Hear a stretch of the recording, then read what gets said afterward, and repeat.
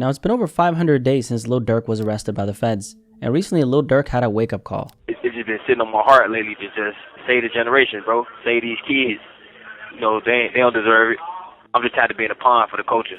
Now, most people remember when the news first broke back in 2024. According to federal prosecutors, Durk was charged in a superseding indictment accusing him of being involved in a murder-for-hire plot.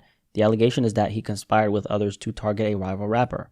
And that situation ended in a fatal shooting at a gas station near the Beverly Center in Los Angeles back in August 2022. Authorities say the intended target was actually Quando Rondo, someone Durk had ongoing issues with. However, things didn't go as planned. Instead of hitting their intended target, the shooter ended up killing Quando's relative, Lil Pab. And according to investigators, the entire situation was allegedly connected to retaliation for the death of King Von back in 2020. Now, while all this was being investigated, Durk himself was making moves. He had booked multiple international flights, one to Dubai, one to Switzerland, and even arranged a private flight to Italy. But before he could leave the country, he was arrested near Miami International Airport in October 2024, and the feds at the time said that they were building this case and believed Durk played a central role in organizing the situation, going as far as alleging that on the same day, the shooters traveled from Chicago to California. Durk also flew out to California on a private jet alongside another associate. And prosecutors claim that during that time, resources connected to Lil Durk were used to help carry out the plan, including paying for hotel rooms and items like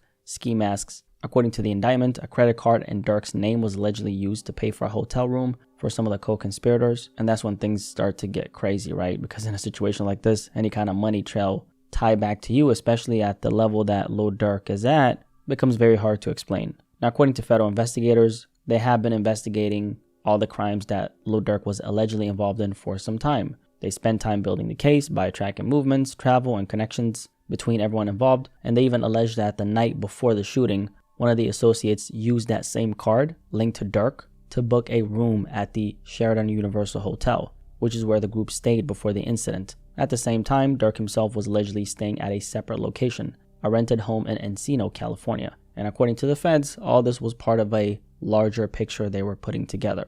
Now, looking at this situation, it's definitely one of those cases that makes people step back and think, because while these are just allegations, it also shows how detailed federal investigations can get, especially when they believe that someone played a major role in the crimes that they're accusing them of.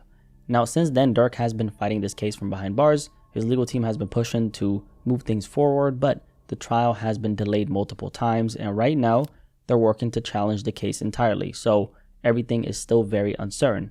Now, recently, however, Durk made some statements from jail that caught a lot of people's attention, and I kind of want to speak a little bit about that. He spoke through a jail call and said that he's tired of being a pawn, tired of just entertaining and feeding into ignorance. It's just been sitting on my heart lately to just save the generation, bro. Save these kids.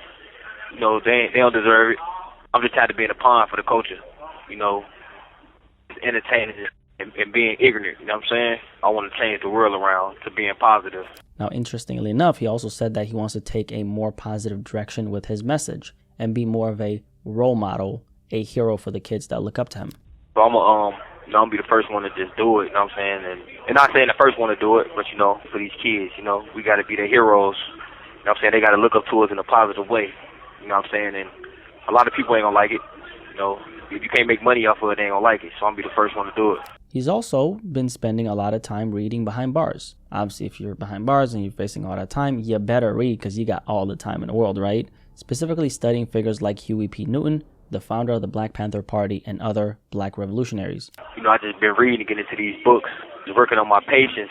I've been reading Pawns in the Game by William Gacar, Huey P. Newton, Fred Hampton, just all the revolutionaries, you know, who've been through something and stand for something that a lot of people don't know of or forgot about. So obviously, Durk has had a lot of time to think, and when you're facing life in prison, I'm sure you start to think differently.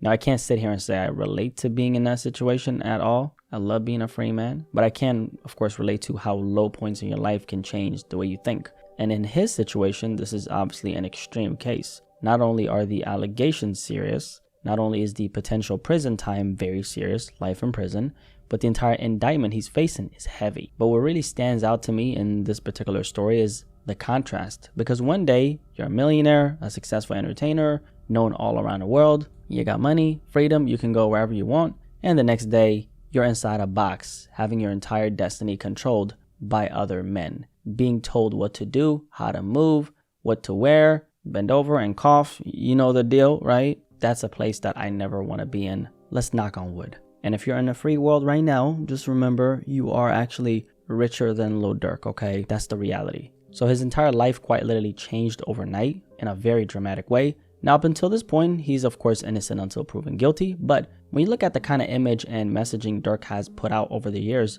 the court of public opinion becomes very different from the actual law, because people don't always wait to hear the full truth.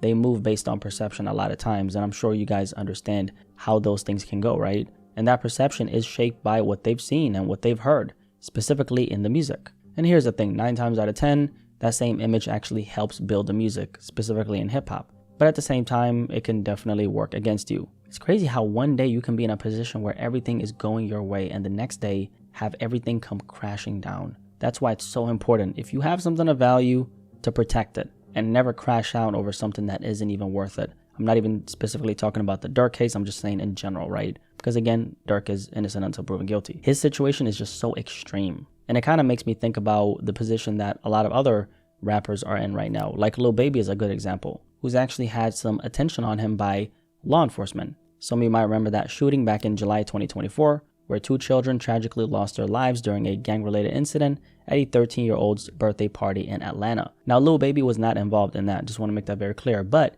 his name still ended up being brought up in conversations around it by the police. The feds actually came out and made a statement suggesting that Lil Baby was connected to it, though of course he was never charged with anything. Specifically what they said was, the overall theme of this case is grown men playing gangster that left 2 of our children in graves and our communities in fear. And they also said, Lamont Freeman was allowed to be a teenager for 27 minutes before gang violence ultimately took his life. Gang violence that was orchestrated by adults and cowardly acts of an Atlanta-based rapper.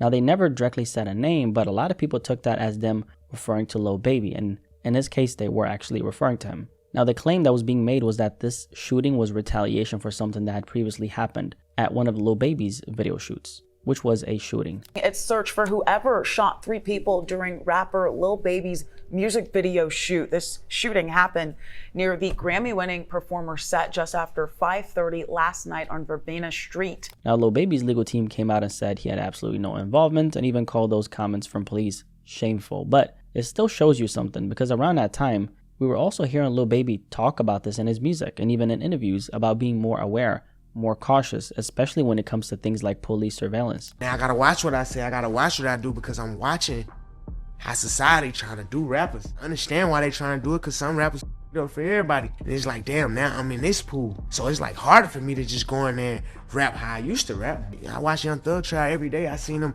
you really use stuff against him that don't got nothing to do with nothing. Now, luckily for Lil Baby, nothing ever legally came from that situation. But when you look at Lil Durk, it's a very similar kind of environment. The only difference is his situation actually went further, to the point where he's now been locked up for over 500 days. And that's what makes this situation even more interesting. Because if you've been listening to Durk over the years, you know he's been on that same type of timing as well. About a year after the success of the Drake record he was featured on, Durk actually came out and said he was going to stop dissing the dead in his music. But that didn't last long. I think it's safe to say that didn't even last 48 business hours, right? Because he went right back to doing it. And looking back at it now, it makes you wonder if that was ever really a change or just public positioning. Specifically when it comes to law enforcement and hip-hop, one thing a lot of people don't realize is that law enforcement pays very close attention to rap-related street feuds and online activity. A lot of that focus is, of course, on social media. And with how things are today, authorities have been cracking down even more on that side of things.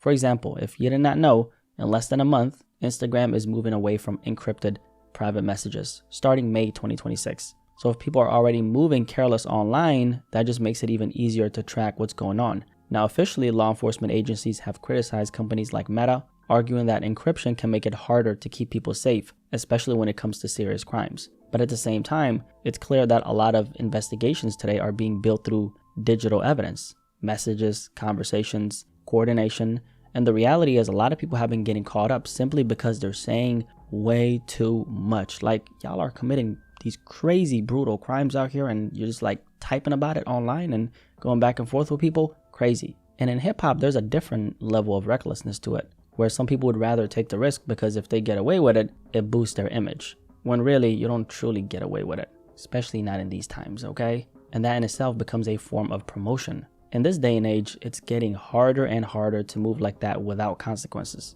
Now, I can't sit here and say what's really in Lil Durk's heart. I don't know if the change is genuine or not, but what I can say is it might be too late to undo the damage considering the situation he's in right now. And a lot of times it takes being in a position like this, you're back against the wall, for things to finally click. Because it's usually when everything comes crashing down that you realize you can't keep moving the same way you used to. And I'm sure a lot of us have experienced that in our own lives in different ways, whether it's moving reckless or just living in a way that eventually catches up to you. You probably heard the saying, you get it how you live. And if things get bad enough, you have a wake-up call, hopefully before it's too late. I personally believe people can come back from almost anything as long as you're still alive and you still have your freedom. There's always a way to rebuild over time. When you look at Durk's situation, it becomes a different conversation though, because it shows what can happen when someone with everything still ends up in a position where it can all be taken away just like that. And that's what makes it sad, especially when there are other people affected by your actions, like your family, your kids.